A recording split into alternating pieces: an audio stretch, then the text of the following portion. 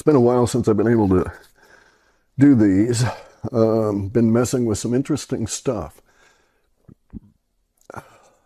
Some Cozy Rev, doing some Cozy Rev time experiments, and have had some results that were somewhat interesting. Baffling in some cases, but I won't get into those at the moment.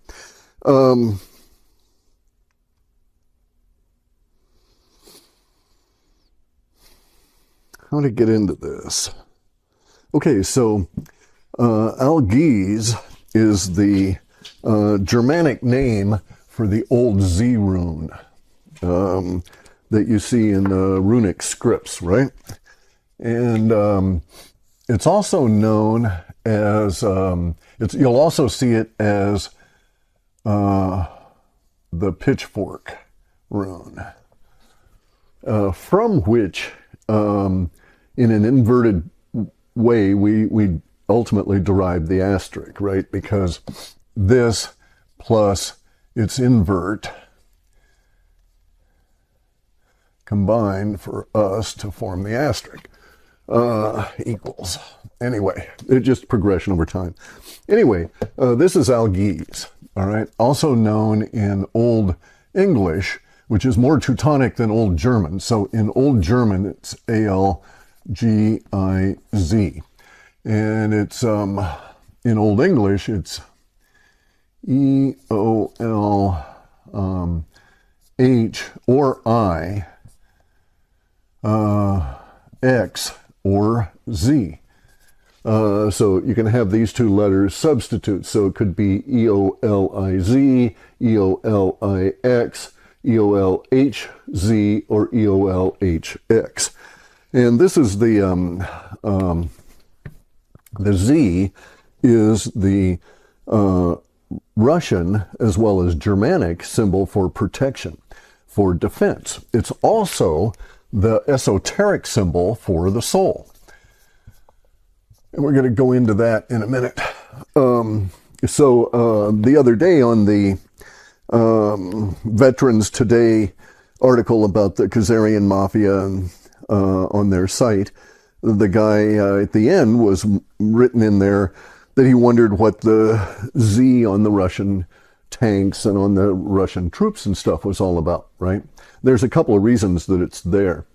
But so that was a little odd. I would have thought that somebody who had risen to the rank, so to speak, of being able to write articles for Veterans Today would understand the nature of the Z relative to the Russians, relative to the old Rus language, right? The old Russian runes, which are also the same as the Germanic runes in essence. And it's cold out here still. 56, cold and rainy today. Anyway, so algiz and Eloix or Eloise is the rune of life. Okay, so this symbol here in Old German was usually rendered on a white on a red background, was the symbol for life. And you would see it usually encapsulated in some form of red. So it would be like a white outline of that. Very crudely drawn here, guys. Something like that, right? And then it would be set in a red thing, right? Symbolizing blood.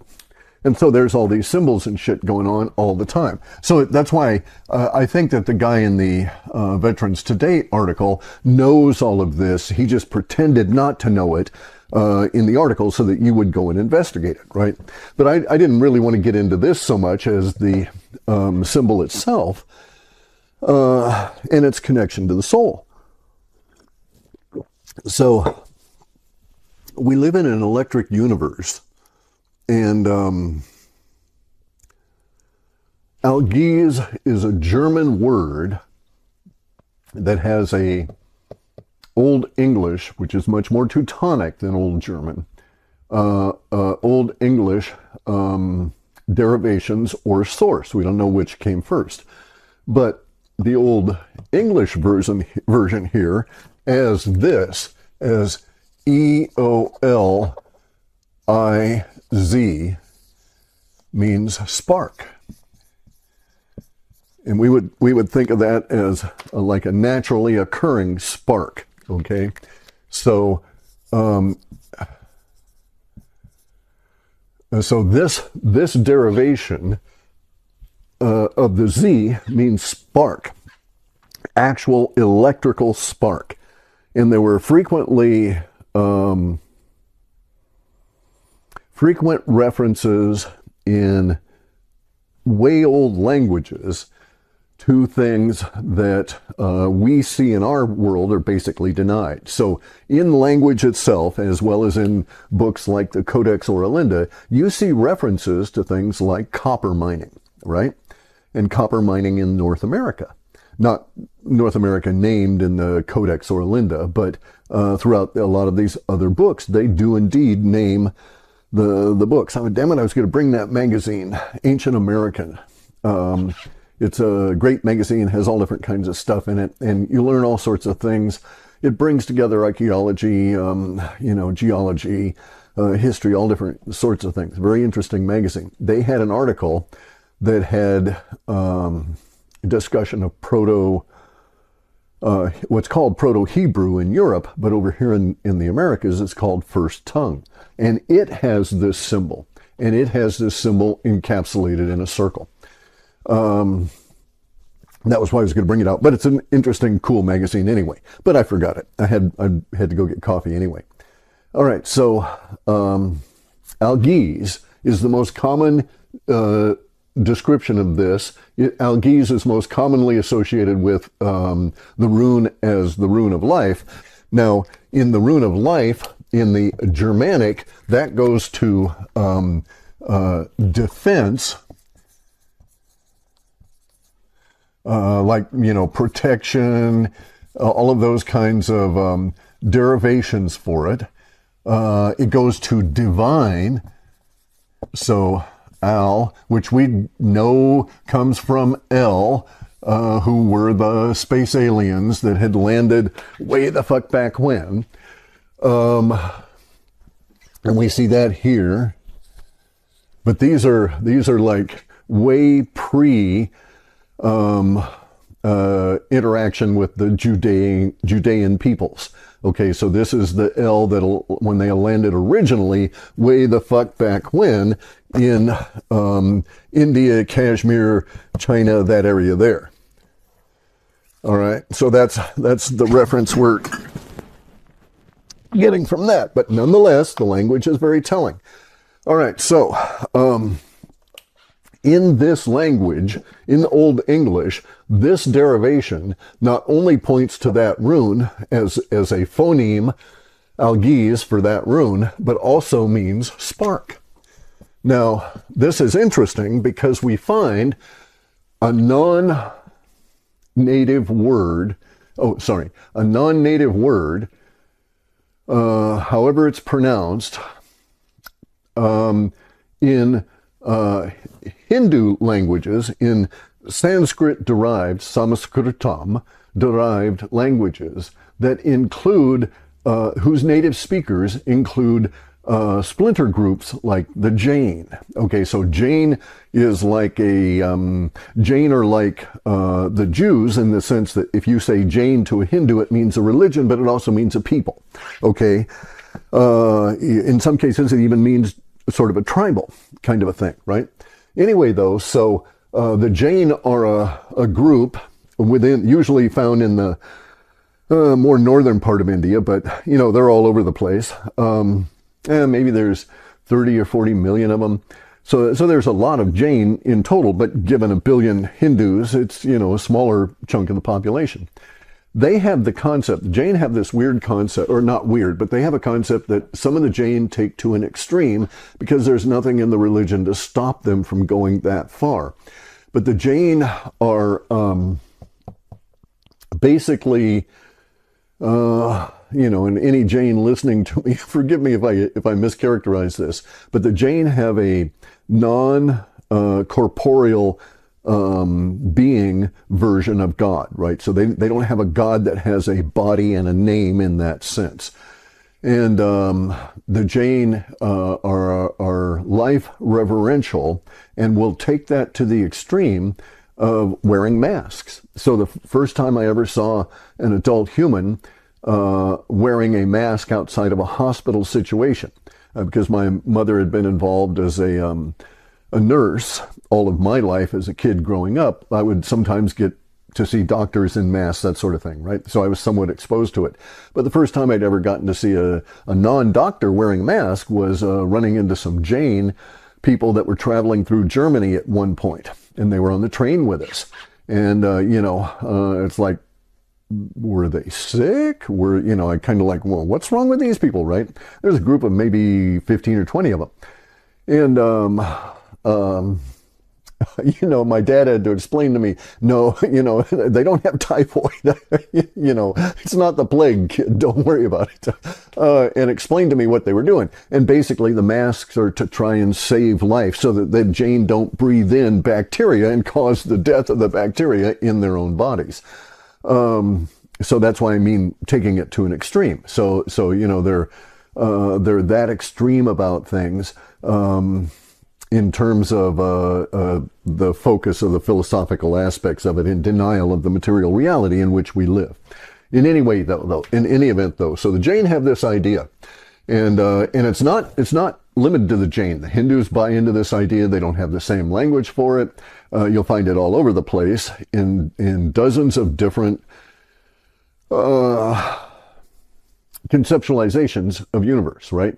And so even in our language, we talk about the spark of life, all right? And so the concept that the Jain have is that life begins as a spark. And it just turns out that the Algiz symbol, the symbol of life, is also a referential electrical symbol for discharge, okay, for the discharge of something. And so for, a static state of electricity, dynamic state of field charge building, and then this is the discharge symbol. And so the Jain have this concept that life starts out as a spark in the materium, and it progresses from there, that everything is a progression. And so and it's not necessarily linear, right? And it takes various different jogs as you go along. And so you as the life start out as a spark and you end up growing over time. The spark is okay, so the soul is the carrier and the protector and provides the defense and protection here in the materium of the divine spark of life that ultimately becomes you. And as you progress, your protection field increases. And if you go and you can see dozens of videos on it. You go look up vibration. There's probably hundreds of videos about human body vibration and people with meters sensing it out, 60 feet away for your heart, or, the heat signatures, all of that kind of stuff. Everything the military can use to hunt you down in the woods, right? Is our vibrational signatures that your body gives off. And so the concept is that body actually, and this is a little spark generator right here, a little hand crank spark generator that I've been using to do sparking experiments on Mercury. Interesting. That was something I really needed to talk about. All this other stuff kind of intrudes. Anyway, though, so we end up with this symbol in the, and this is also shown up in Tartaria, by the way, this pair. These pairs of symbols of very equally limbed within the runes represented in Tartarian paintings and drawings of Tartarian buildings and activities and so on, you will see these two symbols, but they're going to be very much shortened in the extension so that all of the limbs are basically the same size, right? And you'll see them in opposition to each other, and they indicate an electrical circuit. And you'll also see them that they're ringed. Okay, and so these go way back, these symbols. And these things are basically telling you about the potential for an electrical circuit. So we get the concept of the spark again. Anyway, so in the Jain idea, or Hindu or whatever, the Jain just have a very clear understanding of it, a very clear delineation of the process. The only reason I'm referencing it, because like I say, it's not unique to them. The idea is that there is a spark. The materium is created, blah, blah, blah, blah. A few bazillion years pass, we're here now. And off over in that part of space, way the fuck out there, there's going to be a new hydrogen ion that gets created and by the pulse. And it just creates this new hydrogen ion, and that hydrogen ion flashes into existence for a brief period of time, then fades out into deep space, right? But that same process of creation of that hydrogen ion, because that ion is an electrical charge, bear that in mind, okay? There's only charge and discharge. There's not really what people refer to as a positive charge versus a negative charge. It's just the same charge in the same discharging method, if you will, flowing in a different direction. Okay, it's the same charge or discharge. So in this universe, there's only charge and discharge. It's not a three-state universe with positive charge and negative charge and discharge. All right, so the spark can form, that same process that creates that hydrogen ion can also create a new life in a woman, right? Can't do it in a man, no matter how many corpse uteri they try and sew into men. They're not ever going to get men to be able to produce a child. You would have to have vast quantities of hormonal pumps and all this kind of stuff, and it ain't going to work anyway, okay? It is not going to work because of the nature of the spark of life process that needs to be involved, okay? So you note that we have in order to produce the life, we have the man and the woman, the two binary poles of this operation, and then the union of the two that is required to produce the life form that that comes out as a result of that process, right? Just as when you exit this life, you exit in a center as an individual. So you come into this life alone. You're not born with someone else, twins and others aside. You're still not born at that instant. And you exit this life alone and you return to your source. So you need to learn to read the runes, right? And just as you can read that in our life, there is no straight path towards your destiny, your exit from this life. It will always be irregular. That is the nature of karma. That's why Z is the symbol for karma. That's why we get Z in a form. Let me see if I can do it this way. And what do you have, huh? The swastika, if you straighten it out. So you see this represented all throughout human history, and then the Nazis get hold of it and it gets all fucked up. And it used to be the symbol of peace, understanding, the revolving wheel, the incarnations, the whole thing. All right, so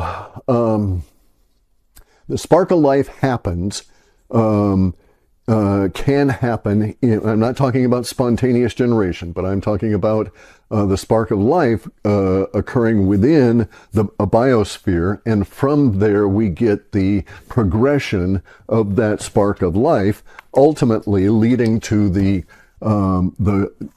it's seen as a goal, but I don't know if you say a goal, then that applies there's a direction on each and every life, which there is, so you have to understand that. But anyway, so the idea is that our spark of life grows over time and continues to grow in progression through lives, and that our spark might start off, so this spark of life here might have started when a bacterium split off, right? And the new bacterium that split off, taking a bit of the mitochondria, et cetera, et cetera.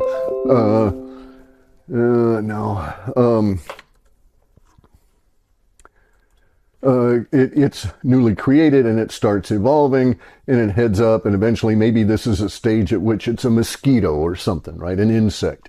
And it keeps evolving and evolving and evolving. And you get this defense approach around that spark that evolves over time. And that's this vibrational shell that comes in with each and every life. So the bacterium, gets ate by a bigger bacterium, and it reincarnates because it knows how to do that, because in that part of the universe, that particular soul incarnation understands how to recreate itself, and it recreates itself here, having been given consciousness and the divine spark of life. It knows to do that again. Right? And so this is a continuing process here, and it leads over time to a larger and larger and larger protective vehicle that protects this divine spark of life. And we call this protective shell of these hardened vibrations that are actually very close to each other and very much interlocked and integral to each other. We call those the soul. The soul is, as we are, it is incarnating each and every time and learning more each and every time.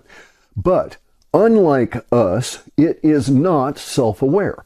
So all your soul knows is how to protect the divine spark of life, which is the you part, your consciousness, right? And so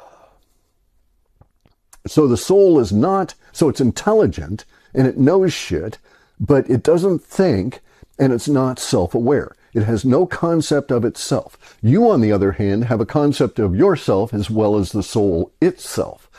Okay, and you can recognize yourself independent of your soul.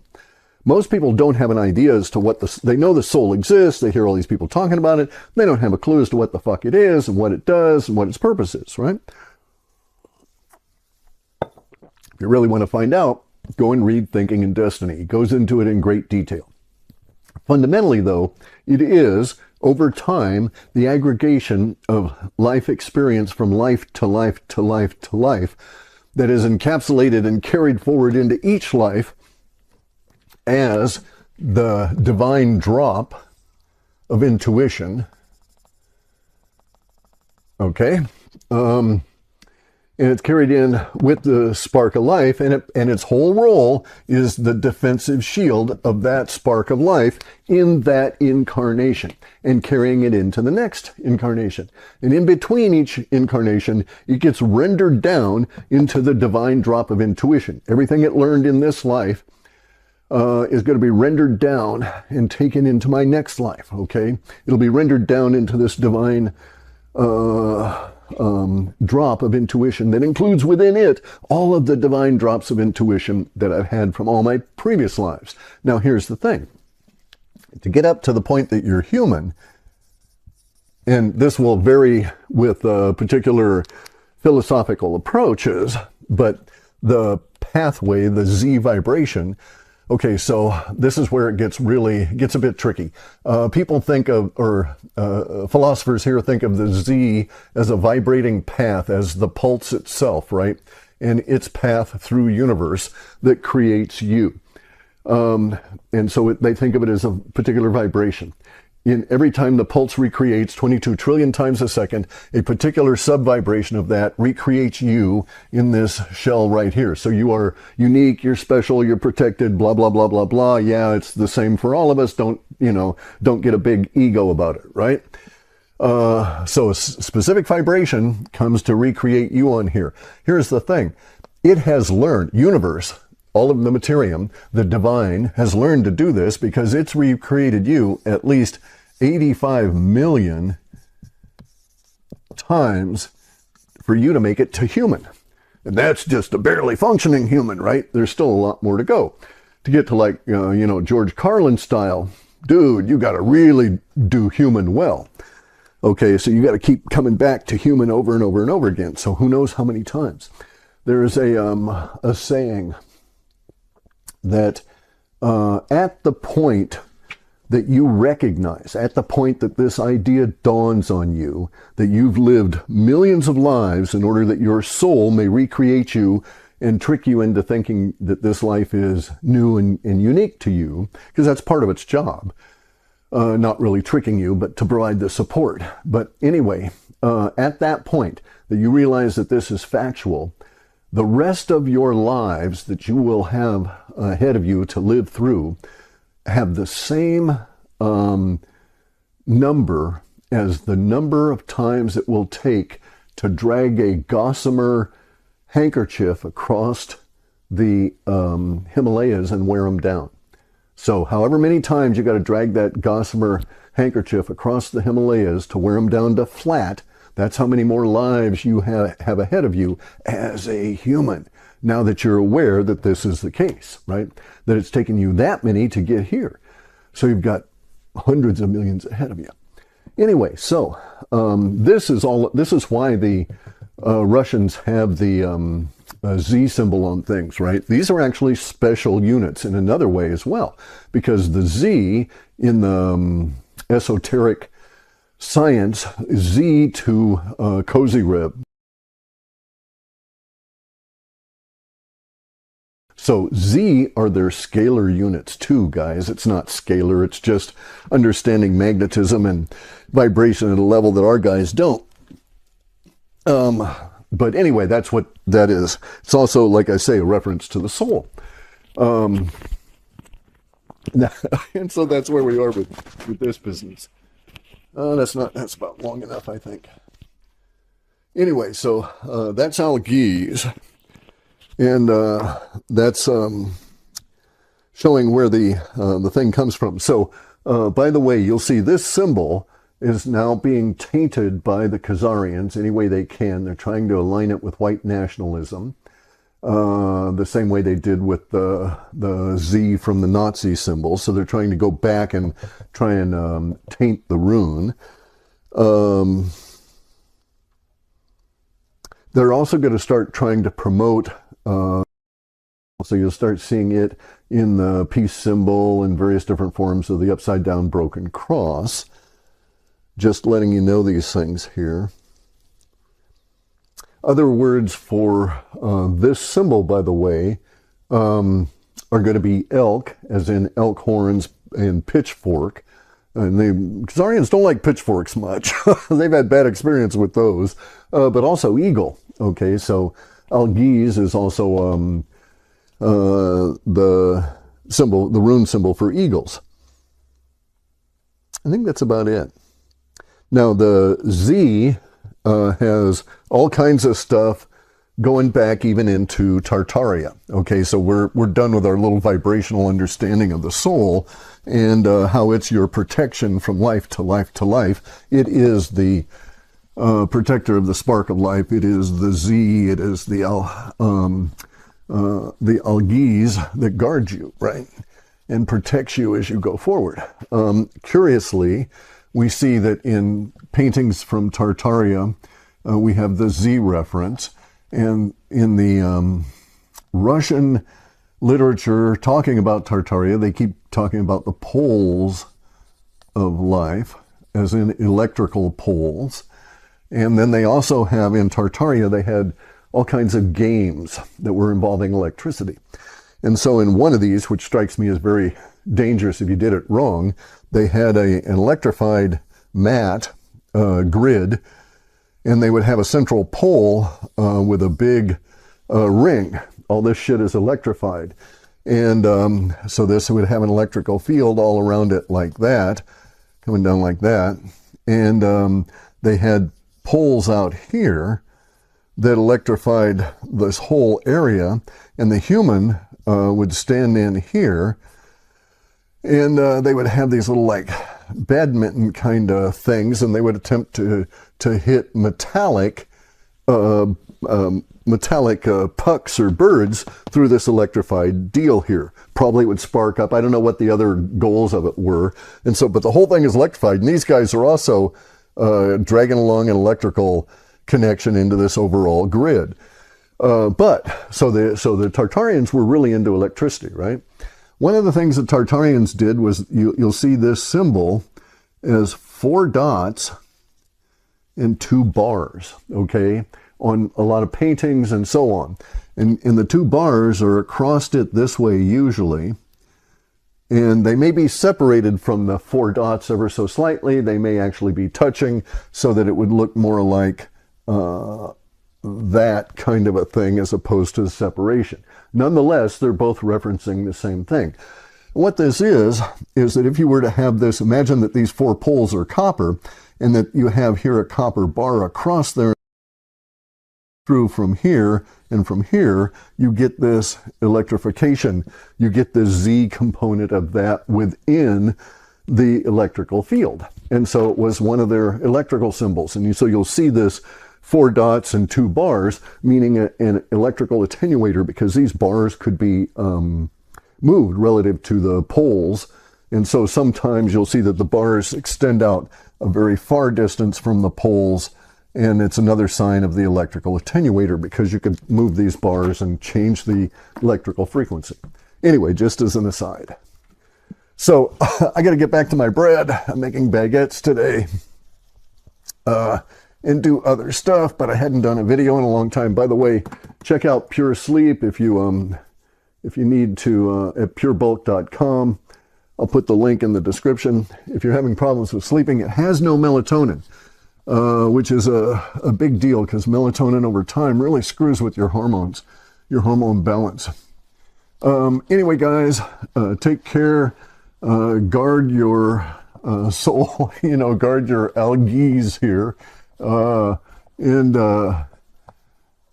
I say, I think he kind of knew, and he just wanted a lot of people to go and look it up. The guy in the Veterans Today. Anyway, I'll upload, and I'll be seeing you later. It may take a long time. We've got a ton of shit to do. Can hardly even get back into this room anymore. There's so much stuff in here. Anyway, guys, take care.